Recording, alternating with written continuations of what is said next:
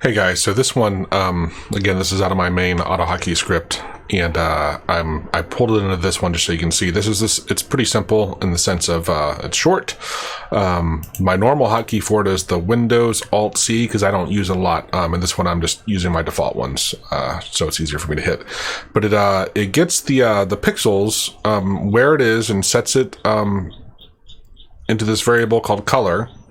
And then it does this function. Maestria, did this for me. I adapted it slightly because I wanted to be able to show it in his message box, showing the HTML. And so, but it copies it to the clipboard. So anyway, I could be anywhere. Let's say I'm on some random site like my site, and I hit my hotkey, and it will show me what color my mouse is over.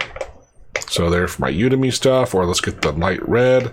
So it's also copying into the clipboard. So if I was to paste it, right, that's what I would need for my HTML code.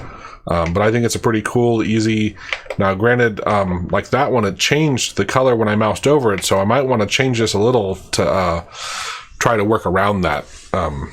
Maybe I can do this. There we go. And now that won't change. Ooh, and look at that. It's just gone. So, yeah. Hey, here. Oh, where'd it go?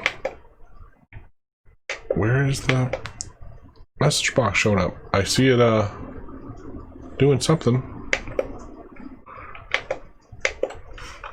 Let me relaunch it. I'm not sure where it went to. Okay. Let's come back to here. I'm not sure. Maybe I'm not sure it was behind the web page, possibly. But you get the idea. Anyway, so if you're frequently having to get a color, right, this is one way, and you can, of course, adapt it to whatever you need. Cheers.